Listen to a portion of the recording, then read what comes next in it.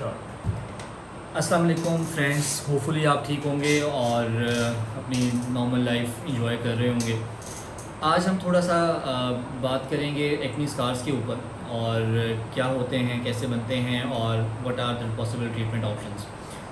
Acne scar से पहले acne के बारे में हम थोड़ा सा आपको बता दें कि acne basically is an infection of the hair follicle. हमें फेस के ऊपर दाने बन जाते हैं जिसको आम जुबान में लोग पिंपल्स भी बोलते हैं। सो ये चीज़ ध्यान में रखें कि जो एक्टिव पिंपल्स हैं जो हमारे फेस के ऊपर बनते हैं, जब वो ठीक होते हैं, जब वो जा रहे होते हैं, तो बाज़ औक़ात जो पिंपल है वो इतना डीप हो जाता है, उस स्किन की लेयर के अंदर चला जाता है कि उसकी वजह से हमें स्कार्स बनना शुरू हो जाते हैं स्किन के ऊपर।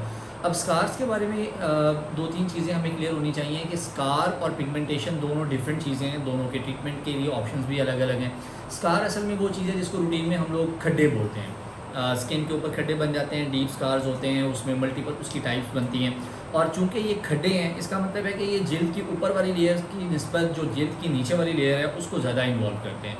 सो जब भी हमने इसको ट्रीट करना है तो हमने कुछ ऐसा ट्रीटमेंट ऑप्शन देना है कि हम इसको जो नीचे वाली स्किन की लेयर है उसको हम टारगेट करें।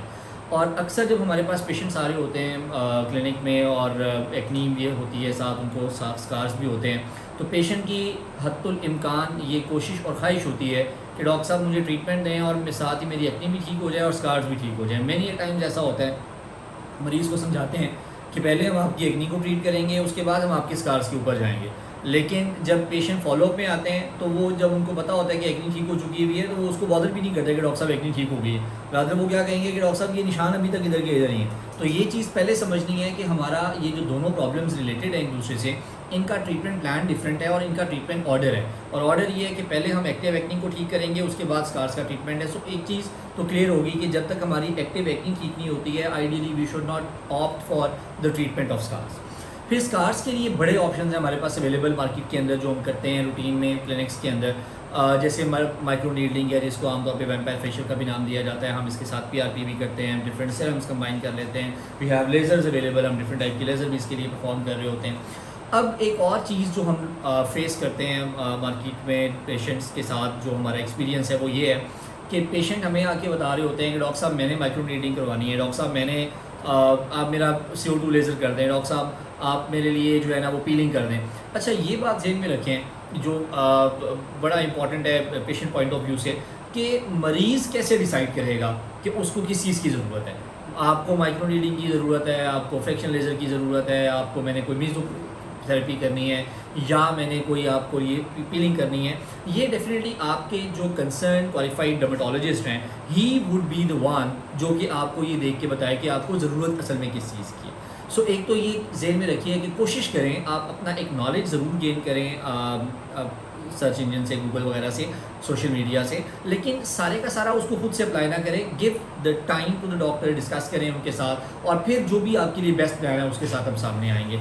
प्लस एक चीज़, जब भी हम ट्रीटमेंट करते हैं इसके लिए, भले वो लेज़र है, भले माइक्रो नीडलिंग है, तो आमतौर पे हमारे ये जो ट्रीटमेंट ऑप्शंस होते हैं ये परमानेंट होते हैं। परमानेंट से मुराद ये होता है कि जितना भी आपको फ़र्क पड़ेगा वो परमानेंट होगा, वो रिवर्स नहीं होगा। जैसे बहुत सारे और हमारे ट्रीटमेंट ऐसे होते हैं कि जब हम उसको कर रहे होते हैं तो फ़र्क पड़ता है और उसके बाद जब छोड़ देते हैं तो फ़र्क पड़ना बंद हो जाता है या इवन वो रिवर्स आ जाती है ये चीज़। तो इसमें ऐसा नहीं है, भले आप माइक्रो नीडलिंग करवाएं, लेज़र करवाएं, जितना भी फ़र्क पड़े, कम पड़े, ज़्यादा पड़े, क्योंकि आमतौर पर स्कार्स डिफरेंट टाइप्स के हैं, लेकिन आमतौर पे जब भी हम इसको ट्रीट करते हैं तो ऐसा नहीं होता कि आपके स्कार्स इतना ठीक हो जाएं कि आपकी स्किन के ऊपर पता ही ना चले। सो ये याद रखें कि there is always an improvement. पहले से बात को जब हम कंपेयर करते हैं तो उसमें हमें बेहतरी नज़र आती है, and that is the goal जो हम अचीव कर रहे होते हैं।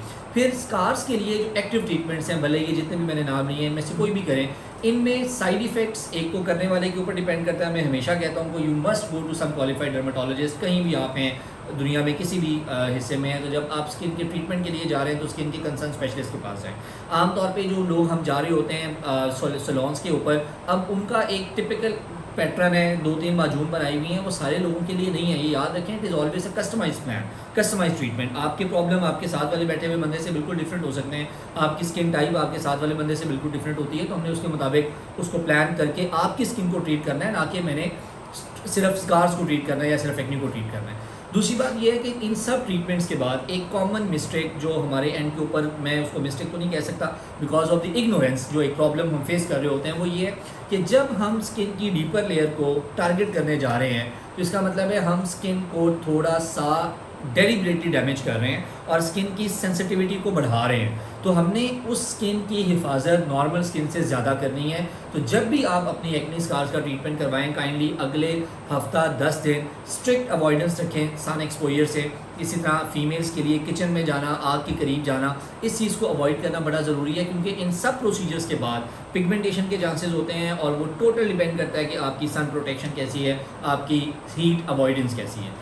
इवन दैन अगर आपको लगता है कि अभी भी आपके जहन में बहुत सारे क्वेश्चंस हैं जो स्कार्स के हवाले से आ रहे हैं, तो you are more than welcome to even comment on this video and we would try our level best to answer. आप व्हाट्सएप कर सकते हैं, जो नंबर आपको स्क्रीन के ऊपर नज़र आ रहा है उसके ऊपर आप हमें इनबॉक्स में मैसेज कर सकते हैं। और जो भी है, मेरा एक मैसेज हमेशा हर वीडियो के अंदर होता है कि do consult a qualified dermatologist, do have a treatment of from person जिसके साथ आपकी एक सेटिस्फेक्शन का लेवल पहले जो है ना वो डेवलप हो जाता है। और इसीलिए मैं हमेशा कोशिश खुद भी करता हूँ और पेशेंट्स को भी रिकमेंड करता हूँ कि अगर आप पहली दफ़ा किसी जगह विजिट कर रहे हैं तो एकदम से किसी प्रोसीजर को ऑप्ट करने के बजाय, क्योंकि ये कोई इमरजेंसी ट्रीटमेंट नहीं होते, आप टाइम लें, खुद भी समझें, डॉक्टर साहब के साथ अपना एक लेजोन बनाएं, केमिस्ट्री मैच अगर आप लोगों की होती है तो then you should opt and always expect the realistic results. कभी भी out of the world expectation रखे तो that would ultimately end up in embarrassment. तो इसलिए रियलिटी को एक्सपेक्ट करें और रियलिटी को फेस करें। Stay safe, stay healthy. Thank you very much.